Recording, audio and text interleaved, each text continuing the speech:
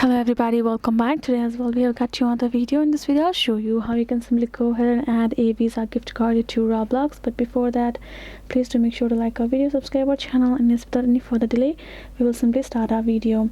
For the matter, what you have to do is, first of all, you're simply gonna go ahead and access a particular phone's browser on your phone and go to the search bar and simply type in roblox.com, and now tap on this continue in browser and simply access it. Once you are logged in as well, you're going to find all kinds of options on top.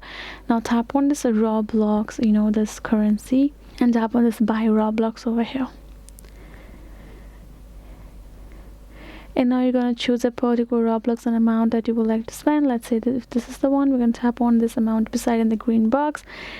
And now here in this credit card, debit card, PayPal, you can see the Roblox card. So if you would like to use your Visa gift card, you're going to tap on this option on top on the credit card section. And now you got to enter your email, your card's information as it has asked, and then you got to enter the Visa card's information, your expiry date, CVC number, your card holder name, country and region, and tap on this at the last, I am at least 18 years old, and tap on this subscribe.